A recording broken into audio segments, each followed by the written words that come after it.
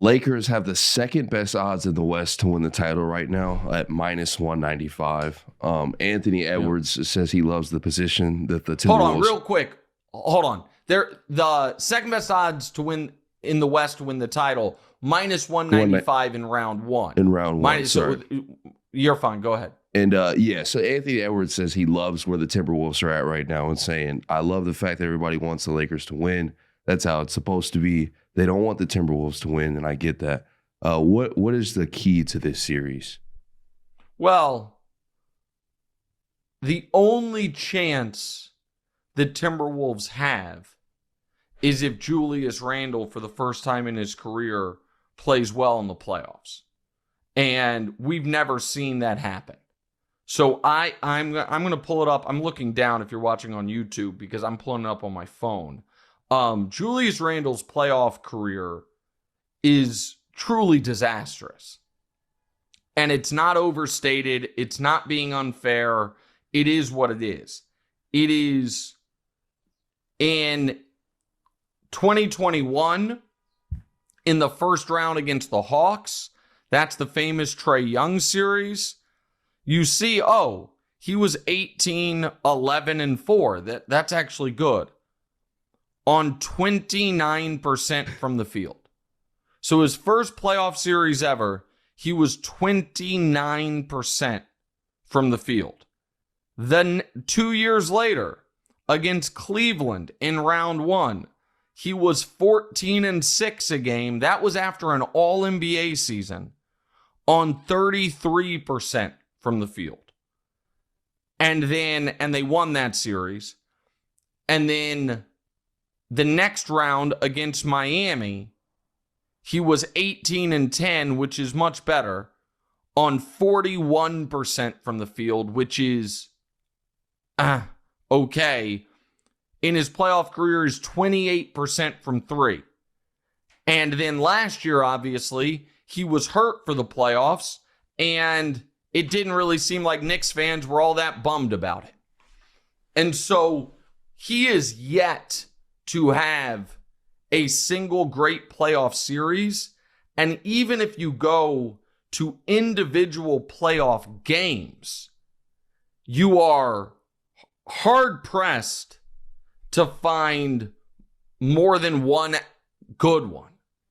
Game 1 2 years ago against Miami, he was really good. He was 25, 12, and 8 on 44% from the field, which is about as good as you can hope for from him. But in his playoff career, and he has one other game against Miami where he was 20-9 on 61%. But what's that joke everybody likes to make? He's shooting tour dates or whatever. Like that thing. 311. Yeah, so in his career, in ascending order, he is in the playoffs from the field. 2 for 15, 3 for 15, 3 for 14, 6 for 23, 4 for 15, 3 for 10, 5 for 16, 7 for 20, 7 for 19, 8 for 21, and then 5 games, 40% from the field or better. 8 for 20, 8 for 18, 4 for 9, and then the 2 good games. 7 for 13 and 8 for 13. Go ahead and swing that. So that's a 15-game playoff sample size. He's been good in 2 of them. So he's got to be.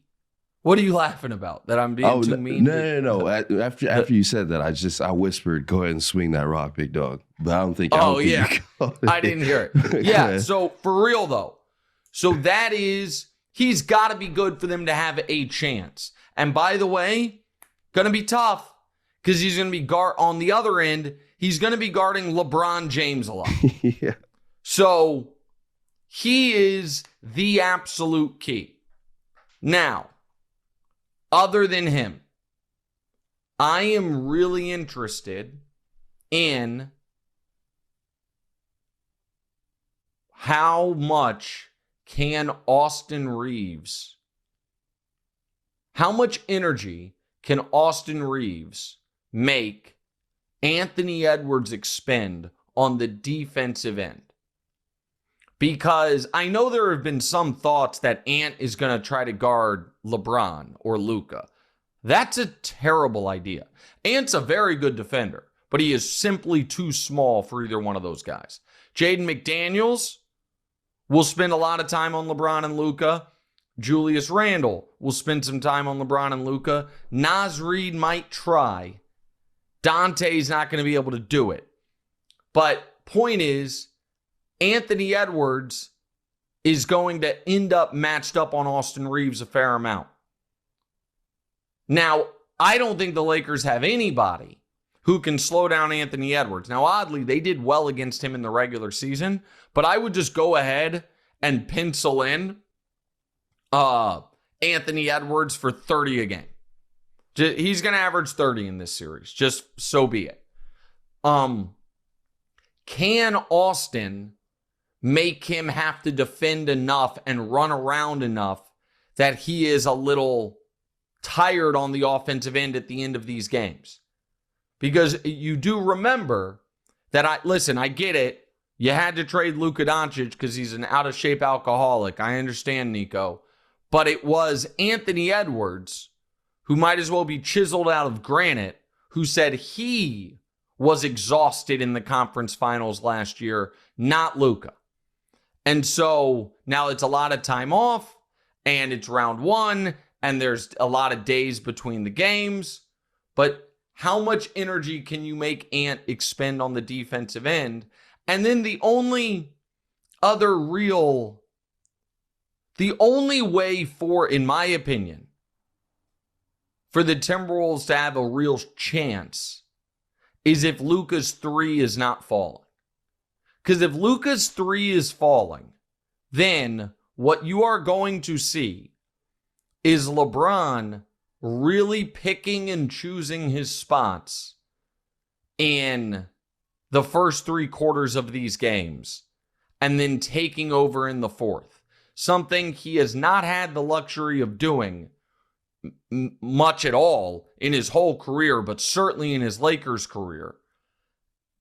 But you saw it in that Lakers-Mavs game where LeBron, hand off the joystick for the first 3 quarters, then best player on the court in the fourth quarter. You've seen it a few times this year. And so Julius Randle's got to be good for them to have a chance. Naz Reid's going to be super important. And I haven't even mentioned Rudy Gobert because here's the thing. I think Rudy's in a really rough spot here. It's not just that Luka has tortured him on multiple continents. It's not just that Luka hit the biggest shot of his career over him. But it's also that the Lakers want to play small. His offensive limitations will allow them to play small because they're not going to be able to just, dump the ball down to Gobert and be like, hey, you have Dorian Finney-Smith or Rudy Hachimura on you. Give us that sweet baby hook you've got. That's not going to be a thing. And defensively, we have seen if you play 5 out, Rudy really, really struggles. So I would guess that Ant is awesome. And it doesn't matter all that much in this series. And I said it to you guys on Tuesday. I'll say it again. The Lakers minus a game and a half at plus 120, I think is probably my favorite bet of this round of the playoffs. All right, what else do you have on this series? Do you think this could be the start of a Luka-Ant rivalry? So I'd love that. And I do think that they have personalities that would mesh for a rivalry. Yeah. I do think that both of these teams, they should meet in the playoffs consistently moving forward. I don't look at Ant yet as the caliber of player of Luka. And I don't think that there is Really? much of an argument. What, Demaze? You don't see them as the same caliber of player? I get like Luka's like slightly better. Yeah, I look at Luka as a guy I expect to win multiple MVPs. That's there's only 2 other guys in the league in that caliber, and they both already have multiple. As far as prime guys, I mean, in Giannis and Jokic. And I look at Ant as a guy who might win one. You know what I mean? So like if you set Luka career MVPs number at 1.5, I would immediately say over.